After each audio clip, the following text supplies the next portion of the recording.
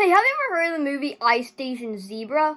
No? Well, I'm not surprised. It's a movie that came out in 1968. It mainly focuses on the Cold War. It's pretty dated, but it's still a fun spy, espionage, adventure, and yeah, so I want to get into this movie.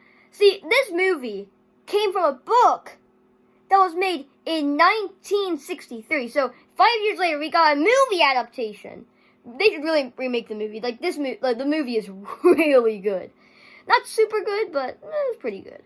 So let's get into this, cause there's a bit of things to talk about. So you have this guy, and this older guy's like, hey, I need you to go on a submarine. And remember, this is during like the 60s, like late 60s. So you have the Red Scare, you have the Cold War raging, the Berlin Wall, tons of stuff that has been affected between this rivalry between the USSR and the United States. And this is not a history video, I'm just talking about the movie, I just want to give some background. So he gets on the submarine with all these other troops, and then they send on a diplomat from the USSR to get on the submarine, and they have to cooperate with each other to get to this station out in Antarctica called Ice Station Zebra. That's the name of the station, the Ice Station Zebra. So they have to get there on the submarine, but then, because the people on that station, they're gone. They went poof. They haven't been they're isolated, so they haven't had any communication. So is there a spy? Well, yes, it's an espionage movie. So, yeah, there's a spy here, but who's the spy? Well, there's this guy. He seems sweet on the surface, and he comes in, he's like, oh, guys. And, yeah, so he came from the USSR, Soviet Russia, and onto the submarine, and he's like, hey, guys, what's up? So then, they're like, oh, hi.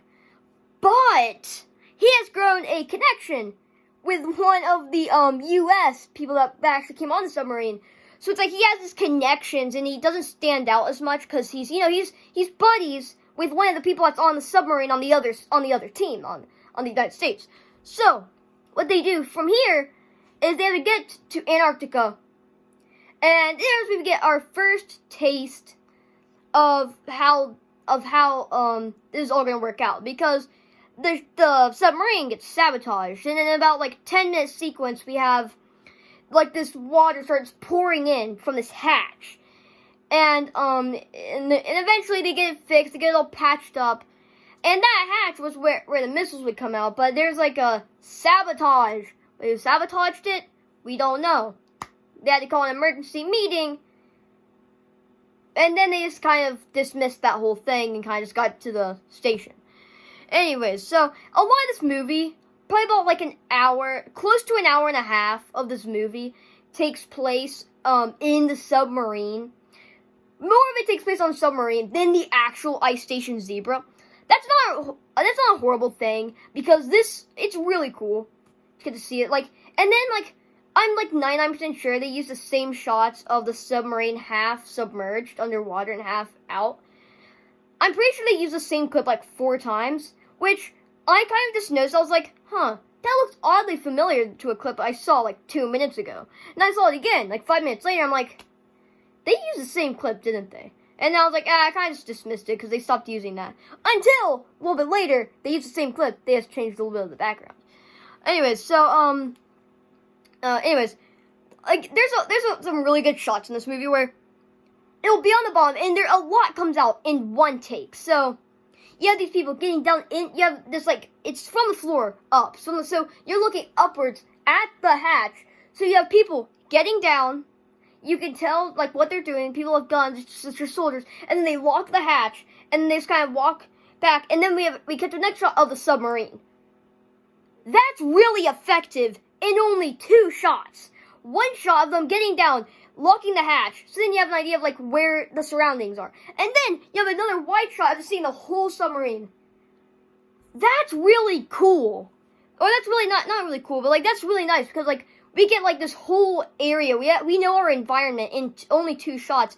And that's something a lot of movies, like in modern times, really struggle with. Because now movies try to get like a lot of things across in like 5, 6, 7, maybe 10 shots. But here, they got our environment across in 2, which that's really cool. So, anyway, so they eventually get to the ice station Zebra down in Antarctica. You know, they get there. They have some struggles, but they eventually get to the ice station. They've fallen through ice, casual stuff, you know, Antarctica stuff. Only in Antarctica, whatever. So, they get there, they find the camp where the facility was. And, remember that Russian diplomat from earlier? Yeah, turns out he's, like, a spy, which wasn't a surprise. He was the only one that possibly could be a spy. But, like, if you're not thinking about it too hard, this is gonna be a really fun, like, movie, and it's gonna be a kind of a cool twist. If you haven't, if you're, like, just, like, having fun with it, which I think that's how most movies are meant to be experienced. Just have fun with it. That's how this movie's meant to be experienced, so just, like, watch it that way.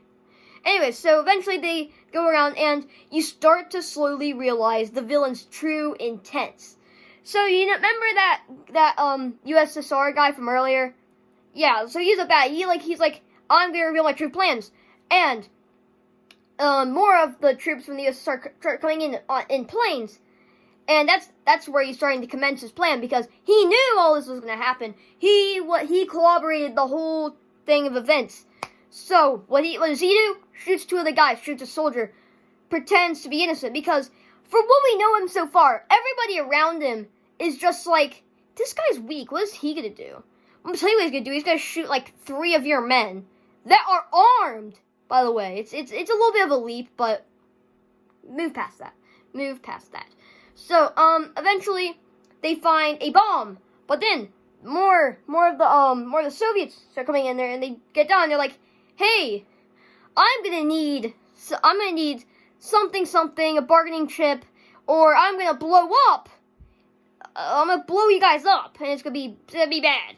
So then they're like, no. But then they're like, we'll do it by force, and they're like, okay. And then there's like this shootout. And it's kind of cool. You have, like, soldiers from both sides, like, fight. It's a cool, like, battle scene. And it's also cool that it takes place in Antarctica, so it adds a little bit to it. Because most of the time, if you see a shot like this, it's going to be in, like, some sort of forest with a lot of terrain. Here, it's just in, like, Antarctica. They're hiding behind bits of ice and snow. It's really cool. I love the atmosphere there. And it's a kind of cool shot. There's, like, a couple scenes where it's, like, masked, and it's supposed to look like it's really windy and everything there. It's supposed to add stuff to it, but it really doesn't. It just looks terrible. Anyways, apart from that, still amazing sequence. Of course, it ends. The United States wins. They leave. All of them except for 2. They leave on the same submarine. They go back with their families. Bunch of cool stuff takes place. And yeah, that is Ice Station Zebra. But we are not done yet. We have to talk about the good, the okay, and the bad. And according to my retention, you're not going to be here to watch that, but I don't care. I'm going to cover it anyways. So, starting with the good.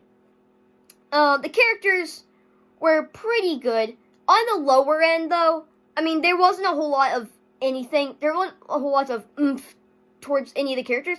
So, they're a little bit down there. The action sequence at the end was pretty cool. A lot of sequences on the submarine. So, when it was sabotaged and start singing, I thought that looked really cool. And the reactions of each thing, you could really feel it. Like, the guy that was leading the troops was like, oh no, not this again. He's just kind of like holding onto the bunk bed, like, it's kind of like the same expression the whole time. It's like kind of funny if you think about it. But, yeah, so, and then like, the plot was okay, like the espionage thing. I liked, like the costumes, everything for the movie. I liked, like, their uniforms. I also like the ending season, of course, like in the snow. Love that whole thing. I love snow. I love winter. My most favorite season. So, yeah. Something that's okay is, again, some of the characters are a little bit shallow and they have nothing extra about them except, oh wait, they're on this team. And they don't like this, but they like this. And that's their whole character. They're soldiers that have one emotion, and it's that they're oblivious to the spy. I don't know. The pacing, this is a nitpick, because the pacing is obviously going to be something like, back in like 1968 when it first came out, people's attention spans were like this. But now we have social media and like TikTok and stuff, so now our attention span is like, this. So, yeah, it's going to be a little bit of a different experience for people then versus now. Still a pretty good movie. Something else that's okay is, this movie's really dated. 1968, you know, the Red Scare, the Cold War, all that stuff. And, obviously that was a long time ago. That was a while ago. So it's a little bit different now. So, yeah, that basically concludes this movie review of Ice Station Zebra. What do you guys think about it? I give it a 7 out of 10. If you enjoyed this video or any of my other content, please consider subscribing. I'll see you in the next one. Goodbye.